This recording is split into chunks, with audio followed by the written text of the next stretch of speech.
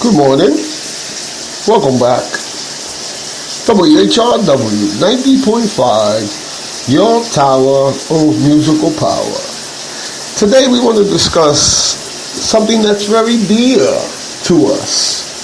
Something that's very close. Right there on 161st Street, there's a big old stadium that is known as Yankee Stadium. And folks, it seems that this year we have a shot. I ain't gonna lie to you. I am a Yankee fan. I appreciate the Mets. You know, they're out there somewhere in a borough called Queens. I don't really know where it is. I mean, I know you can take a train and get there, or a bus, maybe a cab, but we don't go that far. We're so provincial. You know, we stay in our area. And for us, ever since I was a child, from Highbridge Park, you could stand on Highbridge Park and look down across the Harlem River, and there you would see the lights of Yankee Stadium, man. Beautiful sight, especially at night. You would see the lights glowing, and you could just imagine yourself in there. I mean, as a kid, thanks to Con Edison, we used to be able to go and sit in left field and watch Roy White try to do his best on a really bad team. The recently deceased gentleman, Gene Michael, who is more than anything responsible for what the Yankees are in the last 20, 25, 30 years, I would say. He also played shortstop back then. Horace Clark was on second base. The Yankees were horrible back then. My God. But we used to be able to get in. I mean, Con Edison was hooking us up. We was kids. And the league I played for, the Johnny Melendez Baseball League, you know, they were able to get tickets for us. And we were able to go there. And we would bring our baseball gloves, hoping to catch a foul ball. It never happened, but we did enjoy ourselves. I remember also going to Shea Stadium. But the thing about Shea Stadium, and, you know, just as an aside, was the Shea Stadium was very, very windy, man. Even in the summer, you had to go like with a jacket, especially where we sat. Remember, we are given free tickets, so we're not being given, what do you call it, backstop, you know, behind the catches kind of tickets, or first base or third base. Nah, man, they send you all the way up there. You know, you might as well be what they call that thing, the space shuttle. You know, just go up there and watch it from there. You might even have a very a view. You know, but you know, they send you all the way to the top. And your kids, man, we enjoyed it. It was just kind of hairy because sometimes you think you're gonna fall off the damn thing. You know, but anyway, back to the Yankees. The Yankees won 92 games this year. And no one expected this.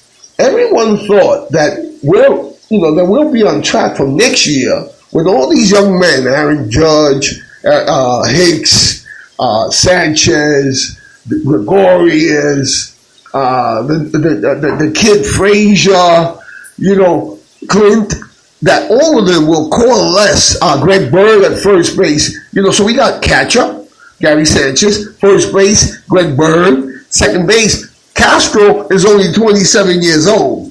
Didi Gregorius is also under 30. Third base. We're going to have to do something about that. That kid, Clint Frazier, is an outfielder, or Headley, because this dude, Top Frazier, it's cool for 1 year, but I don't think we need him next year. So he can go. Because the thing with him is, he either strikes out, or he might hit a home run. I mean, if you notice, the guy is really not that consistent. He got hot for a short period. But other than that, nah. I think we can use Chase Headley back at third, use Greg Bird at first, put Castro at second, and keep Gregorius in short. Now, in the outfield, you have to play Gardner. You have to. But you also have to play Hicks. And you also have to play, who else? Mr. Judge. All rise. And, I mean, really. So, Who will be the DH is, who's hot right now? Jacoby Ellsbury is hot. Matt Holliday, take a seat. He's also a rental. He can go. We don't need him next year. All right? So we're going to be making a run. Now, this team, Cleveland, they are tough. They are so tough. They got Lindor at short. They got this kid Ramirez who just hits the ball so freaking hard. And then they got that crazy Penguin, Encarnacion. You ever seen him? After he hits a home run, he brings up his elbow, and he looks just like Ron Say. Remember Ron Say from the Dodgers back in the day? Now that I bring that up, there was a year when Ron Say and Pedro Guerrero were both given MVP awards. Now, if you remember this, because I'm not sure about the dates, but I do know one thing. Pedro Guerrero carried that team that year. But baseball, even then at that period, was still dealing with issues about, merit. If someone merits good mention, they should warrant it. They should get it. They should be given that notice, that award, that commendation. But I kind of felt that it was, messed up. They couldn't just give it outright to Pedro Guerrero. They had to attach the Penguin, Ron Say, to the award. I just thought it was wrong back then. But anyway, going back, Cleveland Indians, man, they were there last year. They got a hell of a team. They got good pitching, especially in their relief corps. Now, that's the same strength we have this year.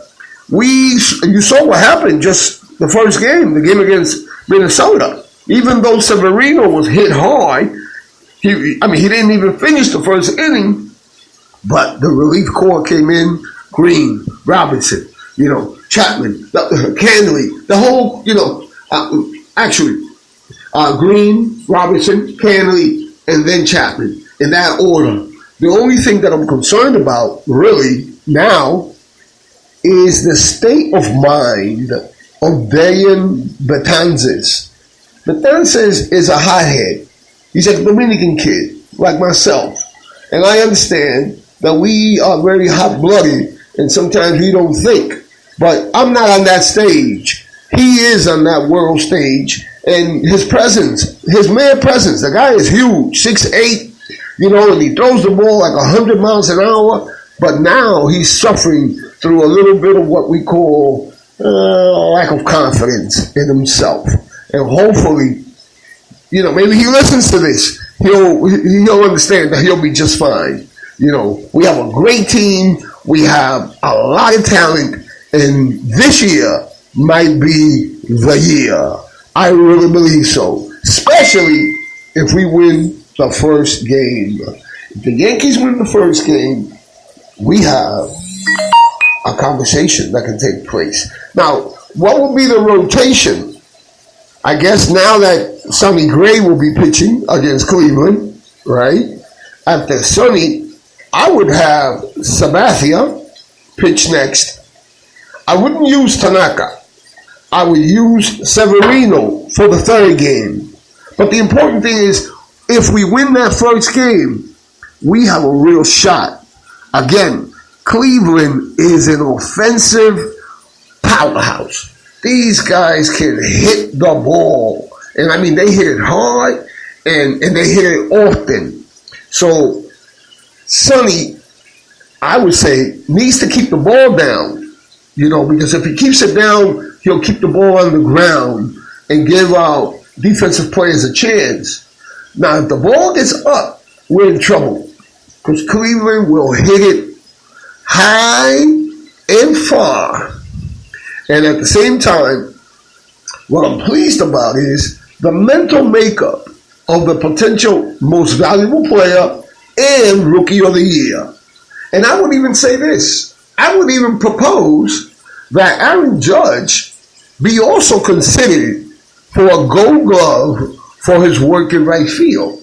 That has, because of the strikeouts and the home runs, people have failed to see that the young man is an incredible talent. He is humble. He is well-grounded. And for a long time, he will be a Yankee. And so will Clint Frazier, Gary Sanchez, Greg Bird, and you know what? The Yankees have even more coming from their minor league system.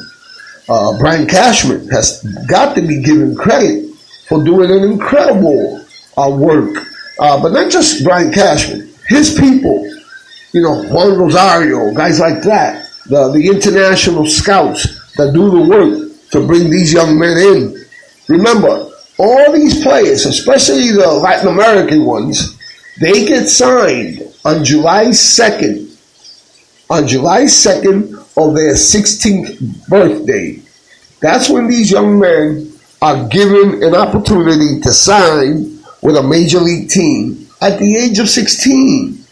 So when you see them come up and they're 21, 22, just imagine how many years they've been working at their craft so that they can get to the major league level. Severino was a bust. Yes, he was. But at the same time, the relief, you know, they came through.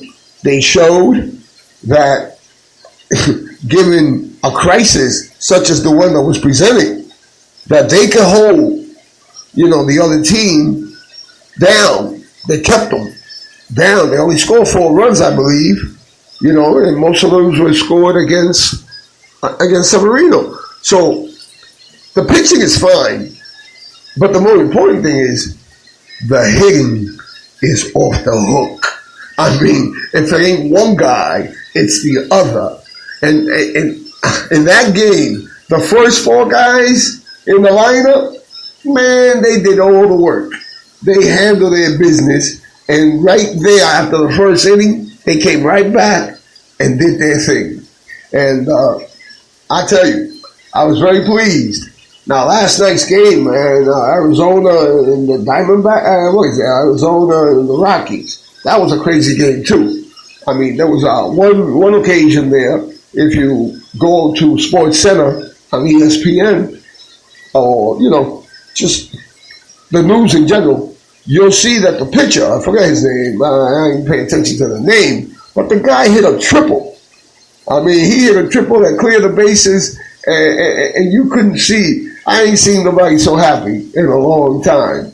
You know, that was one of the features about sports, that sports give us the opportunity to vent our frustrations. You know, after a hard week, people like to go and, you know, participate, you know, have a few beers and watch these young men who are incredibly talented go about their business. Could be football, could be baseball, basketball, what have you. Sports, in general, are a panacea to a society.